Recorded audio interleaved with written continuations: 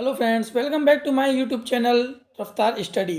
तो आज हम हाजिर हैं आपके सामने दूसरी वीडियो के साथ, जो है हमारा ऑक्यूपेशनल स्ट्रक्चर के ऊपर। प्रीवियस वीडियोस में हमने डिस्कशन ऑलरेडी कर चुके हैं demographic profile, agriculture sector, industrial sector as well as the what is the economic condition of India. ठीक है, तो आज हम करेंगे ऑक्यूपेशनल स्ट्रक्चर के ऊपर। ऑक्यूपेशनल स्ट्रक्चर का मतलब होता है जो व्यावसायिक संरचना थी इंडिया में वो किस प्रकार से थी eight the time of independence, क्योंकि हमारा चैप्टर नंबर फर्स्ट चल रहा है। ठीक है, प्रीवियस वीडियो यदि आपने नहीं देखी है तो डिस्क्रिप्शन बॉक्स में आपको लिंक मिल जाएगा। इस वीडियो की भी पीडीएफ आपको डिस्क्रिप्शन बॉक्स में मिल जाएगी। तो हम समझेंगे ऑक्यूपेशनल स्ट्रक्चर मीन्स जो लोग थे वो किस किस काम में जुड़े हुए थे, एंगेज थे, उसको हम पढ़ेंगे। इसमें डिवाइडेशन ऑफ वर्क्स है वो किस प्रकार से था लोगों के बीच में, वो हम आज पढ़ेंगे इसमें। ठीक है, तो देखिए हम पढ़ते हैं ऑक्यूपेशनल स्ट्रक्चर। अब इसका मतलब क्या होता है पहले ये समझते हैं।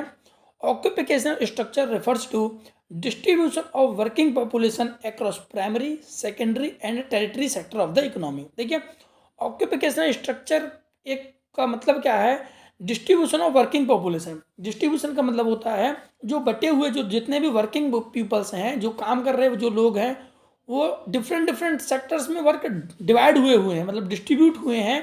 जैसे हमारे 3 सेक्टर्स हैं, primary sector, secondary sector and tertiary sector of the economy. वैसे तो 5 टाइप्स के भी होते हैं, और भी हैं हमारे सेक्टर्स। एक तो हमारा क्वार्टनरी सेक्टर आता है, ठीक है ना, तो वो और भी है, बट हम यहाँ पे भी बेसिकली हम पढ़ेंगे, वो पढ़ेंगे primary, secondary and tertiary sector. ठीक है, एक टेबल तो दे रखा है, बोलो उसको पढ़ेंगे। सोन occupational structure Indian economy at the time of independence. ये जो टेबल है, टेबल नंबर 2, उसने बता रखा है कि इंडियन इकोनॉमी है था वो उसका इंडिपेंडेंस के टाइम पे वो किस प्रकार से इकोनॉमिक ऑक्यूपेशनल स्ट्रक्चर था, वो डिवाइड था। The data is release to 1951। ये जो डाटा दे रखा है वो 1951 का है। ठीक है, अब रीसेंट डाटा आप कहोगे रीसेंट डाटा कहाँ है, तो रीसेंट डाटा इसलिए नहीं मिल सकता क्योंकि ये चैप्टर पढ़ रहे हैं वो उस टाइम की बात कर रहे हैं। ठीक है, because reliable static of year in 1947 are not available. Because क्योंकि 1947 के डाटा पर हम क्या नहीं कर सकते, भरोसा नहीं कर सकते, रिलायबल नहीं था वो data. That is why we are take the data of 1951। So let get we started to read the table number 2। Occupational distribution of India at the time of independence. देखिए किस प्रकार से था, एक पाई चार्ट बना रखा है और ये डाटा दे रखा है। आपको ये डाटा याद रख लेना है क्योंकि टेबल के फॉर्म में जितना आप याद रखेंगे आपके लिए बेटर होगा। देखिए प्राइमरी सेक्टर क्या होता है, एक एक करके मैं एक्सप्लेन भी करूंगा और बताएंगे भी कि इनके अंदर क्या क्या होता है, क्योंकि ये जो चैप्टर्स यदि आप कर लेंगे तो आने वाले जो चैप्टर्स हैं उसमें आपको जरूर हेल्प मिलेगा। तो देखिए प्राइमरी सेक्टर क्या है। प्राइमरी सेक्टर में क्या होता है, जो नेचुरल रिसोर्सेस होते हैं, हमारे प्राकृतिक जो वस्तु होती हैं उनका उत्पादन किया जाता है। ठीक है, उनको अवेलेबल करवाया जाता है सेकेंडरी सेक्टर के लिए। मीन्स कच्चे पदार्थ कह सकते हैं हम, इसमें आता है हमारे रॉ मटेरियल्स आते हैं हमारे जितने भी होते हैं। ठीक है, अब raw material in the form of, देखो एग्रीकल्चर से गेहूं, चावल और दालें, मसाले, चाय पत्ती, वेरियस टाइप्स के कॉटन, ये सब क्या हमारे रॉ मटेरियल्स हैं, जिनमें फिनिश गुड्स अभी बना नहीं है। एग्रीकल्चर लेबर, ये भी हमारा क्या है, एग्रीकल्चर में देखो ये तो कैटेगराइजेशन हो गया इनके अंदर जो लगे हुए हैं। फॉरेस्ट्री मतलब जंगलों से कोई चीज़ मिलती है, फिशरी मतलब समझ रहे हो मछली पालन, एनिमल हस्बेंड्री मतलब जो पशुपालन होता है, प्लांटेशन में हॉर्टिकल्चर, और माइनिंग करके। ये इन सभी सेक्टर से क्या आता है हमारा, ये आते हैं हमारे क्या चीज़, इनसे आते हैं हमारे रॉ मटेरियल्स। अब देखिए प्राइमरी सेक्टर मैंने बताया भी था, at the time of independence approximately 72% peoples engage in a primary sector.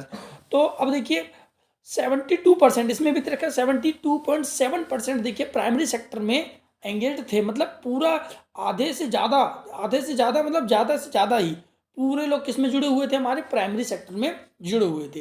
जिसमें देखिए एग्रीकल्चर, जो खेती करते थे, गेहूं, चावल, दालें, इन सब की खेती करते थे, वो देखिए 50% थे लगभग। और एग्रीकल्चरल लेबर, जो एग्रीकल्चरल लेबर थे वो कितने थे, 19%। फॉरेस्ट्री, फिशरी और एनिमल हस्बेंड्री, प्लांटेशन जो लोग करते थे वो 2.4 थे, और वहीं माइनिंग में जो लोग लगे हुए थे वो 0.6 थी। इन सब का यदि हम कैलकुलेशन करेंगे तो 100% बैठ रहा है, तो ठीक है ना। बट यदि इन सब का 100% नहीं, इनका बैठेगा 72.7%। ठीक है, तो ये टोटल कलेक्शन बता रखा है प्राइमरी सेक्टर का। देन सेकेंडरी सेक्टर क्या होता है, अब ये समझते हैं। सेकेंडरी सेक्टर में क्या होता है, प्राइमरी सेक्टर के द्वारा जो रॉ मटेरियल्स अवेलेबल करवाए जाते हैं उन्हें कन्वर्टेड किया जाता है फिनिश्ड गुड्स में। ठीक, जैसे हमने बताया गेहूं अवेलेबल करवाया गया किसके द्वारा, प्राइमरी सेक्टर के द्वारा। अब गेहूं से टोस्ट बनाना, ब्रेड बनाना, बिस्किट्स बनाना, वेरियस टाइप्स के जो प्रोडक्ट्स क्रिएट किए जाते हैं किससे, गेहूं से, वीट से, उनको क्या बोला जाता है, सेकेंडरी सेक्टर। सेकेंडरी सेक्टर में इनका क्या बोल सकते हैं, raw materials is converted into finished goods. ठीक है, उसमें किया जाता है सेकेंडरी सेक्टर में। Large and small scale industries, मैंने बताया लार्ज स्केल और छोटे जो स्मॉल स्केल इंडस्ट्रीज है उनमें ये काम होता है, क्योंकि इंडस्ट्री में तो ही प्रोडक्ट को फिनिश गुड्स में कन्वर्ट किया जाता है। बिल्डिंग कंस्ट्रक्शन करना, अब सीमेंट्स हैं, इन सबको तो वो रॉ मटेरियल्स होगा, अब इनको बिल्डिंग कन्वर्ट्स करना ईंटों से, ये सब क्या है, फिनिश गुड्स हैं। इनसे बिल्डिंग कंस्ट्रक्शन करना ये है हमारा सेकेंडरी सेक्टर में। तो इसमें जो लोग लगे हुए थे वो 10.1% लोग लगे हुए थे, जिसमें स्मॉल और लार्ज में लगे थे 9.0, और बिल्डिंग कंस्ट्रक्शन में जो वर्कर्स लगे हुए थे वो थे हमारे 1.1%। ठीक है, तो जो डाटा हो जाता है वो 10.1 हो जाता है। आगे यदि हम बात करें तो tertiary sector is also known as service sector. इसमें क्या आता है, देखिए प्राइमरी सेक्टर के द्वारा रॉ मटेरियल्स लाया गया, सेकेंडरी सेक्टर के द्वारा उसे कन्वर्ट किया गया किसमें, bread, biscuits and toast, various types के जो प्रोडक्ट थे उसमें। अब बना तो लिया रॉ मटेरियल, बिस्किट बना लिया, ब्रेड बना लिया, अब उसको लोगों तक पहुंचाना भी तो पड़ेगा। जब तक उसका कंजप्शन नहीं होगा तब तक उसकी कोई वैल्यू क्रिएट नहीं होगी, लोग उससे सेटिस्फाई होंगे तब जाके और डिमांड क्रिएट होगी। ठीक है ना, ये प्रोसीजर आप समझ रहे होंगे। तो ट्रेड एंड कॉमर्स का मतलब व्यापार करना और वाणिज्य, व्यापार वाणिज्य बात एक ही है, कॉमर्स करना मतलब होता है लोगों तक उस चीज़ को पहुंचाना है। तो ट्रेड करना है इस चीज़ का, जिस चीज़ का प्रोडक्शन सेकेंडरी सेक्टर के द्वारा कर दिया गया है। Transport, storage and communication, transport मतलब समझ में आ रहा होगा, यातायात साधन के माध्यम से। स्टोरेज, जो प्रोडक्शन जो हमारा जो प्रोडक्शन है वो सेकेंडरी स्टेज के द्वारा किया गया है, उसे क्या करना है, हमको उसको अब उनको लोगों तक पहुंचाना है। ठीक है ना, ट्रांसपोर्ट करना, स्टोरेज करके रखना, ये जरूरी है हमारा, स्टोरेज करके रखना है।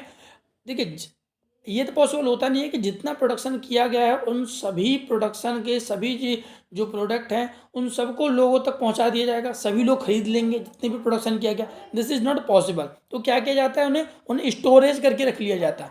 जब उसकी आने वाले समय में जब डिमांड क्रिएट होती है तो उस चीज़ को क्या किया जाता है, लोगों तक पहुँचाया जाता है। कम्युनिकेशन क्या है, कम्युनिकेशन के माध्यम से भी हमारा कॉमर्स ट्रेड किया जाता है। विदाउट कम्युनिकेशन कह सकते हैं कॉमर्स ट्रेड नहीं हो सकता। ठीक है ना। अदर सर्विसेज, अब डिफरेंट टाइप्स के और भी सर्विसेज होते हैं हमारी, बैंकिंग सर्विसेज हो गई हमारी, रिपेयरिंग सर्विसेज हो गई हमारी।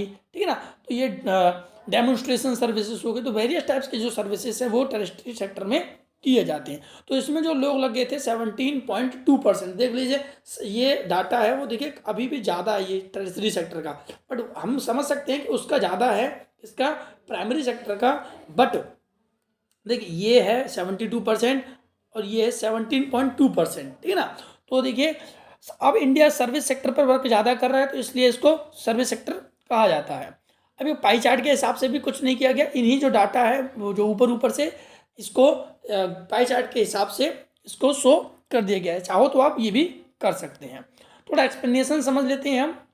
Occupational structure on the eve of independence, किस प्रकार से था ऑक्यूपेशनल स्ट्रक्चर, वैसे तो आपको समझ में आ गया है, बट जो राइटिंग करोगे ये तो एक टेबल हो गया, टेबल के फॉर्म में भी आप बता सकते हैं एक्सप्लेनेशन कैसे करोगे। Agriculture as a principal source of occupation, देखो अब हम जानते हैं कि एग्रीकल्चर जो था वो प्रिंसिपल सोर्स बन चुका था हमारे इंडिया के लिए, क्योंकि उस टाइम पे हमारे पास ज़्यादा आपको पता है टेक्नोलॉजी एडवांसमेंट नहीं था। अब देखिए पढ़ते हैं, with a large number of working population engage in a agriculture, जो लार्ज पॉपुलेशन था इंडिया का वो किस में जुड़ा हुआ था, हमारा एग्रीकल्चर सेक्टर में जुड़ा हुआ था। It become a source of livelihood, क्योंकि ये एक लाइवलीहुड का, जीवोपार्जन का, उनके लोगों का एक सोर्स बन चुका था।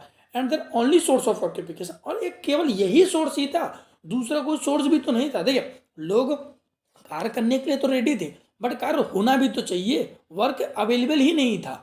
ठीक है ना, सिर्फ इसी पर डिपेंड था हमारा पूरा India. This show the backwardness of a country in terms of lake of employment outside agriculture. देखिए यही एक इतना जो डाटा है यही हमको दिखा देता है कि लेक ऑफ अनएम्प्लॉयमेंट था लोगों के बीच में, एम्प्लॉयमेंट फैली हुई थी, क्योंकि उन जो लोग थे वो अपना जो सोच को बाहर सोच ही नहीं पा रहे थे, आउटसाइड नहीं सोच पा रहे थे, क्योंकि उनका जो मेन मोटिव था वो एग्रीकल्चर ही था, और एग्रीकल्चर ही एक सोर्स ऑफ था, इनकम था, क्योंकि लोगों का एक ही चीज़ मानना था, यदि हम खेती नहीं करेंगे तो अपना जीवन कैसे चलाएंगे। ठीक है, आगे चलते हैं। The industry as a insignificant source of occupation. ठीक है ना, यदि देखिए मैं सोर्स ऑफ ऑक्यूपिकेशन की भी बात करूँ, जैसे प्रिंसिपल सोर्स बन चुका था इंडिया में, तो आपको पता चल गया एग्रीकल्चर में 72.7% लोग जुड़े हुए थे। अब यदि हम वर्ल्ड की थोड़ी बात करें तो यूएसए में लगभग 2% थे, जापान की यदि हम बात करें तो 12% था, और जर्मनी की यदि हम बात करें तो 4% लोग, तो जो पॉपुलेशन थी वो डिपेंड थी एग्रीकल्चर पर। तो आप खुद समझ सकते हैं 72% और कहाँ 2%। ठीक है ना, मीन्स 70 गुना लगभग ज़्यादा लोग उसमें लगे हुए थे। ठीक है ना, अनबैलेंस्ड, सॉरी, ये बताना है आपको, the industrial sector in insignificant source of income. देखिए कैसे है ये सोर्स ऑफ इनकम, कैसे बना था। Very few peoples was engage in industrial sector. बहुत कम ही लोग इंडस्ट्रियल सेक्टर में लगे हुए थे, बहुत कम लोगों को ये जानकारी थी कि इंडस्ट्रियल सेक्टर से हमारा सोर्स ऑफ इनकम जनरेट भी हो सकता है। This prove the backwardness of Indian economy on the eve of independence. ये हमारा शो करता है कि इंडिया की जो इकोनॉमी थी वो किस प्रकार से पुरानी थी हमारी। ठीक है ना, अब यदि हम आगे चलें,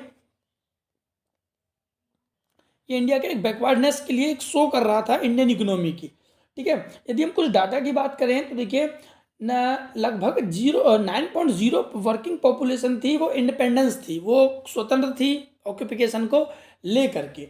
ठीक है, और वहीं देखिए 32% लोग इंडस्ट्रियल सेक्टर में जुड़े हुए थे। इंडस्ट्रियल सेक्टर की यदि हम बात करता हूँ तब बता रहा हूँ 9% तो लगभग उसमें बता दिया, 72 में से out of 9% peoples are engage in a industrial sector. But the third, अब देखिए अगेंस्ट यदि हम बात करें यूएसए की तो 32% उसमें लगे हुए थे, 42% इंग्लैंड में लगे हुए थे, और वहीं 39% जापान में लगे हुए थे इंडस्ट्रियल एक्टिविटी में। तो आप समझ सकते हैं वो एडवांसमेंट क्यों थे उस टाइम पर। ठीक है ना, क्योंकि वहाँ पे जो ग्रोथ थी वो टेक्नोलॉजी बेस्ड पर ज़्यादा थी। अब आदि हम बात आगे, अनबैलेंस्ड ग्रोथ। अनबैलेंस्ड ग्रोथ का क्या कहने का मतलब है, only when all the sectors of the economy are equally developed they are balanced growth. लगभग सभी क्षेत्र थे वो सब इक्वली तरीके से बैलेंस कर रहे थे ग्रोथ को। बट केस ऑफ इंडिया, देखिए सभी सेक्टर तो वर्क कर रहा था सभी देशों के लिए, but case of India, India की बात करें तो एक्सपेक्ट एग्रीकल्चर को यदि हटा दिया जाए, all the other sector is infant stage leading the backwardness of the country. यदि हम एग्रीकल्चर को यदि हटा देते तो इंडिया का समझो बिल्कुल बेकार से बेकार भी जो स्थिति होती है वो होने वाली थी इंडिया की, क्योंकि एग्रीकल्चर में आप खुद समझ सकते थे, क्योंकि लगभग आप खुद ही समझिए 72.7% इस देश का पॉपुलेशन किसी सिंगल वर्क पर डिपेंड है, तो उस देश समझ सकते हैं आप कि कितना बैकवर्डनेस को वो शो करेगा। तो होप सो आपको ये समझ में आ गया होगा हमारा ऑक्यूपेशनल स्ट्रक्चर। Thank you.